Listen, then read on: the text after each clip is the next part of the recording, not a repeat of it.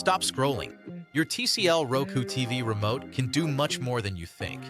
In the next few minutes, I will show you real, hidden, and working TCL Roku TV remote shortcuts that technicians actually use.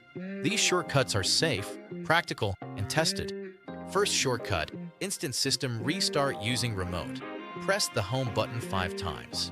Then press up arrow 1 time. Then press rewind 2 times. Then press fast forward 2 times. Your TV screen will freeze for a few seconds. Then the TV will restart automatically. This fixes lag, slow response, black screen, and temporary software crash. Second shortcut, Hidden Secret Platform Menu. Press home 5 times. Press fast forward 3 times. Press rewind 2 times. A secret menu will appear. From here, technicians check system logs, reset cache, and view firmware behavior. Do not randomly change options here. Only use it for diagnosis. Third shortcut, Quick Network Refresh Trick. If Wi-Fi is connected but apps are not loading, use this.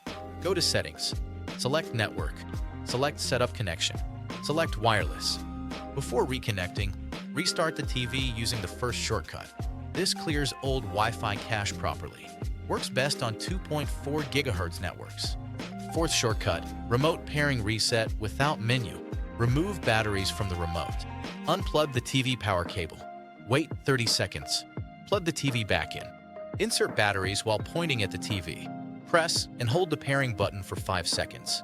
The remote will repair automatically. Fifth shortcut, AV and HDMI Reset Trick. When HDMI shows no signal or flickering, unplug all HDMI cables. Restart TV using the Remote Restart shortcut. After full reboot, connect HDMI again. This resets HDMI handshake properly. Sixth shortcut, Factory Reset using physical button. Only use if TV is stuck on logo.